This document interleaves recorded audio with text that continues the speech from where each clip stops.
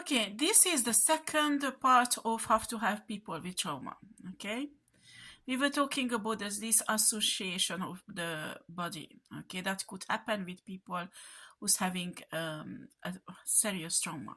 Okay, please note that I'm not a psychiatrist, I'm not a psychologist. And when you have serious problem like disassociation of the body, you need to go and see a psychiatrist or a psychologist and ask their opinion. Okay, maybe you need to follow a therapy also. It's really useful.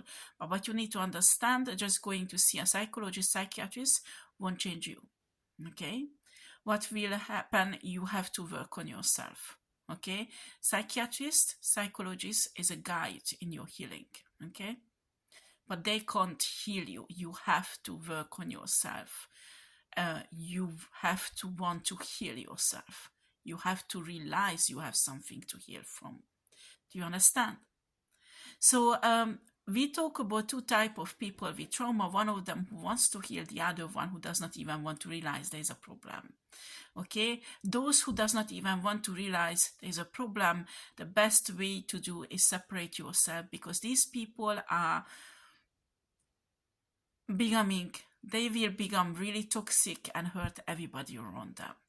Okay, so if you don't want to be the victim, the best thing you can do is separate yourself. But there are the other group of people who has trauma but willing to heal. In that case, you can help them out, but with boundaries. Okay, so they have to know they can't go far. There are some people, I know people, when they heal, they are so considerate. They know they can't hurt other people. Okay, they know they need healing, they're doing the healing, but they are not like normally. Okay, and in that case, when there is a spouse, there is a friend, they can help a lot to ground the other person, help to ground them. When they, especially you go out with your friend or your wife in a restaurant, and in the middle of the dinner, she's having a dissociation of the body. What you do, you gently touch her hand, stroke her hand, and call her name. That, honey, honey, do you like the food? Do you like the food? Can you hear me, darling? You know, you can, well, if it's your boss, if not, if your friends, you talk to differently to your fans.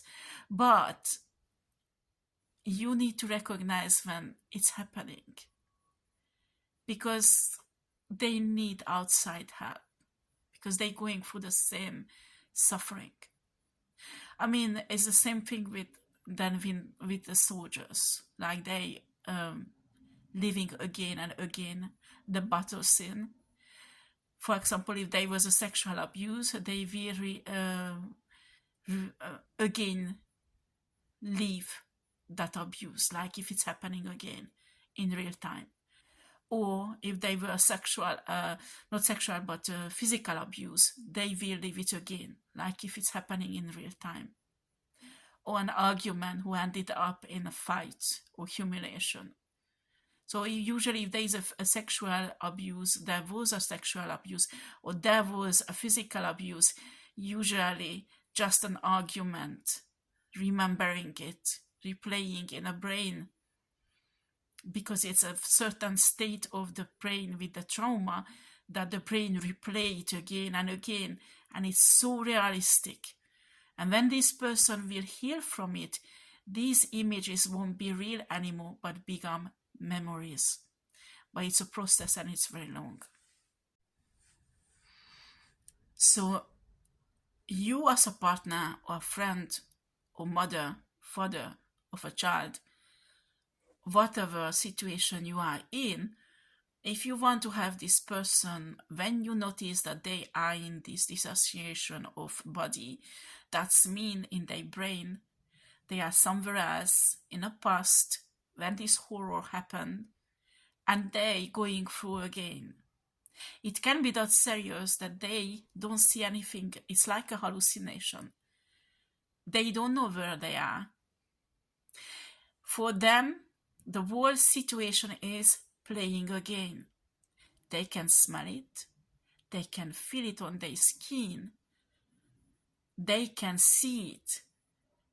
They can experience it with all their sense. And what you see is a person who just like tetanized, doesn't move, freeze. That how you realize there's something wrong. And you don't just look at it, oh, she must be something wrong with her. No, that is something you have to bring the person out, because they are suffering. They again and again and again living the same horror situation, and it's real for them, exactly like when it did happen. After this person has to grow up mentally very strongly. I mean, there are many techniques that can be used. Psychologists, psychiatrists can help you with it to get out of this situation. And but you have to be really strong mentally to overcome, to heal your brain and heal yourself. So finally, these association become a memory. So you won't, I mean, if you have the trauma, so this thing won't be real. Okay? This is really a suffering for the person who has this type of trauma. When they freeze, they have this disassociation, and you might don't see anything because they don't do anything.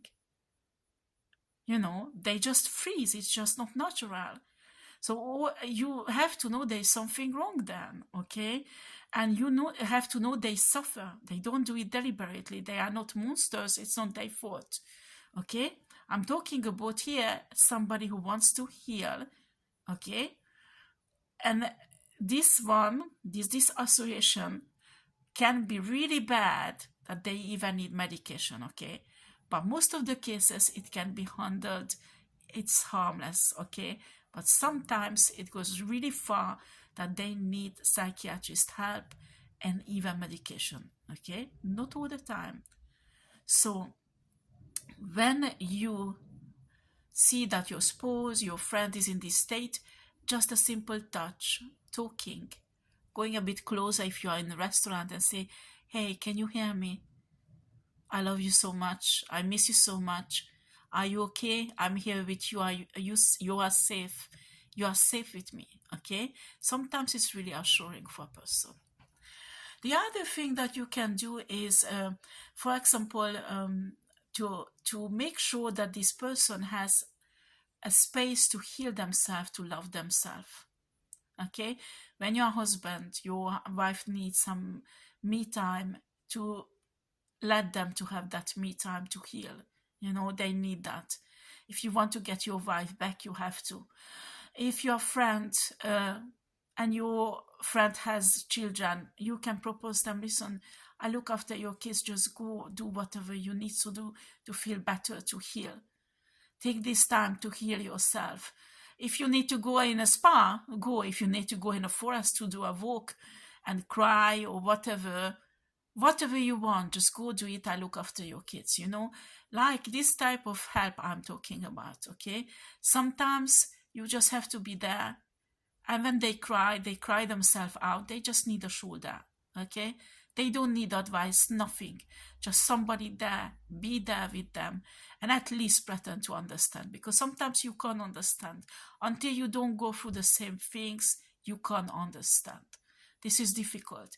But what you can do is be there and support them, okay? But in a healthy way. If the person becomes aggressive, disrespectful, you have to tell them, listen, I love you. I'm your friend. I'm your spouse. I'm your parent. But you do not talk to me like that. You do not hurt me. Because if that's the case, I want you to leave me alone. And I'm not going to be on your side. Okay? This is very simple. After, you have to be understanding with this person. And I'm telling you, if it's really bad, a psychiatrist intervention is essential, and a therapy also.